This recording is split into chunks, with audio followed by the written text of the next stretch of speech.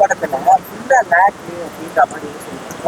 அந்த மாதிரி சொல்றவங்கள கூப்பிட்டு என் பக்கத்துல வரைச்சு கேளுங்க, ரெட்ரோ படத்துல எங்க லேக் இருக்குது?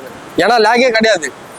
அவங்க வந்து எல்லாத்தையுமே கரெக்டா பண்ணிட்டாங்க. பாட்டு வர நேரத்துல பாட்டு கரெக்டா கொடுத்துருக்காங்க, அது போர் அடிக்காது. காமெடி எந்த இடத்துல வரணுமோ, இந்த ஜெயராம் சூர்யா கூட வரவங்களை வச்சு காமெடியா நல்லா, வில்லனே காமெடி பண்ணுவாரு. நிறைய இடத்துல காமெடியா நல்லா பர்ஃபெக்டா சூட் பண்ணிருக்காங்க அந்த பொசிஷனுக்கு ஏற்ற மாதிரி. மூணாவது ஃபைட் சீன் நல்லா இருக்குது, ரொமான்ஸ் நல்லா இருக்குது, லவ் பொசிஷன் நல்லா இருக்குது. உங்களுக்கு வேற என்ன வேணும்? உங்களுக்கு மாசு சூர்யாவுக்கு தேவையான இடத்துல ஊத்துருக்காங்க. ரொம்ப பில்டப் பண்ணாம தேவையான இடத்துல கரெக்டாக மாசினா ஊத்துருக்காங்க. உங்களுக்கு எந்த இடத்துல லாக் அடிக்குதுன்னு நீங்க கேளுங்க, கேட்டு என்கிட்ட வந்து பேசுங்க. அப்பதான் நான் அவங்களுக்கு எக்ஸ்பிளனேஷன் கரெக்டாக கொடுக்க முடியும். எங்க லாக் அடிக்குது? அதாவது அவங்க லாகுன்னு அவங்களுக்கு புரியல கதை. அது வந்து எப்படின்னா, சூர்யா வந்து ஒரு ஐலாண்டுக்கு போறாரு. அந்த ஐலாண்ட்ல வந்து ஒரு டிஃப்ரெண்டான சிச்சுவேஷன், அது யாருக்குமே தெரியாது, சூர்யாவுக்கும் தெரியாது. டிஃப்ரெண்டான சிச்சுவேஷனு அந்த இடமே அப்படிதான். அதாவது ஒரு போர்க்கால, ஏன்னா இந்த காலகட்டத்தில் எடுக்கிற படம் இல்லைங்க. ஃபர்ஸ்ட் புரிஞ்சுக்கோங்க, ஒரு 20 years 30 years back, sorry 100 years கிட்ட பேக். அது வந்து அங்க வந்து ஒரு போர்க்காலமான ஒரு சிச்சுவேஷன்.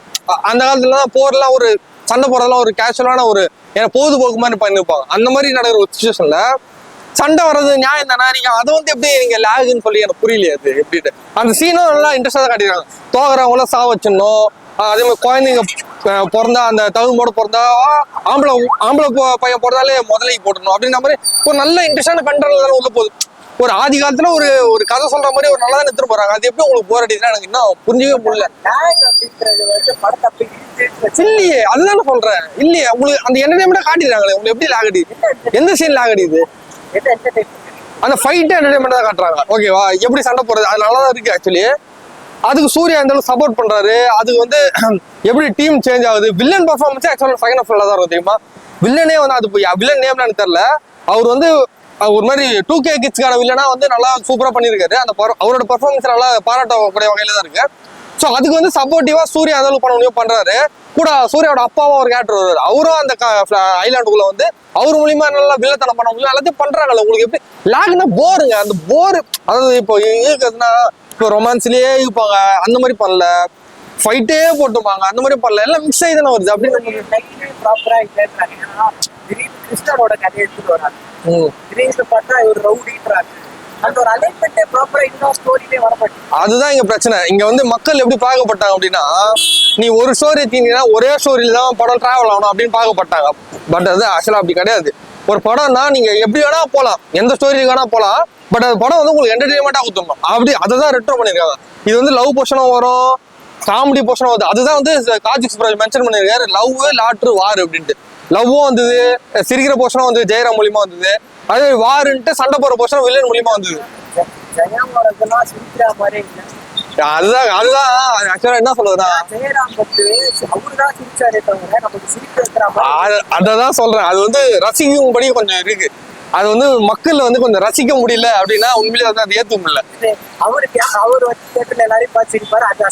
இல்லைங்க, அவர் பண்ற காமெடி கொஞ்சம் சிரிப்பா தான் இருக்குது. நீங்க வந்து காமெடி மொக்கையாரு. இப்போ எக்ஸாம்பிள் காமெடி படம் சொல்ல காண்டி எடுத்துக்கிறாங்க. சந்தான டைலாக் ஒன்று இருக்குது, வர மாதிரி காமெடி படம் சொல்லிட்டு அதான் டிடியில பண்ணிடுறாங்க.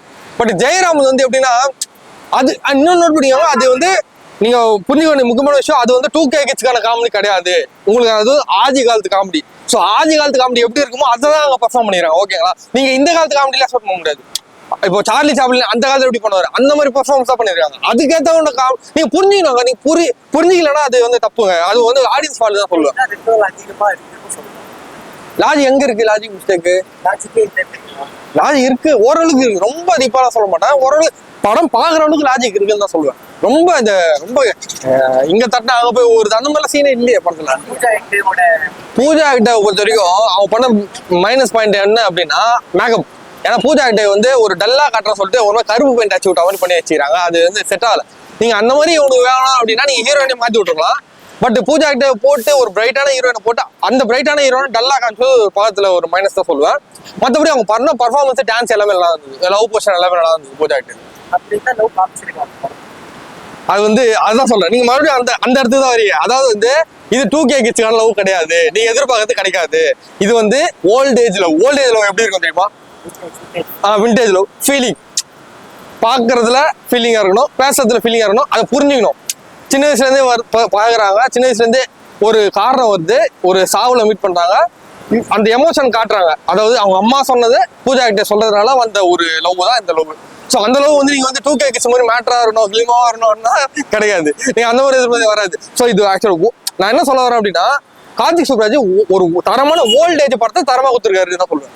இது எல்லா ஆடியன்ஸுக்குமே கரெக்ட் ஆகுமா, இல்லை இந்த கல்வி ரசிக்கப்பட்ட விருப்பம் எனக்கு தெரிஞ்சு 2K கிட்ஸ் போர் அடிக்கும் அப்படின்னா சொல்லலாம். 2K கிட்ஸ் கொஞ்சம் இருக்காது. ஏன்னா வந்து அவனை வந்து எப்படி எதிர்பார்ப்பாங்கன்னா, கொஞ்சம் வைல்டா இருக்கணும், கொஞ்சம் டீசெண்டா நடிக்கூடாது, கொஞ்சம் ஐட்டம்ஸ்லாம் நிறைய இருக்கணும், அந்த மாதிரி நான் ரொம்ப எதிர்பார்ப்பேன்.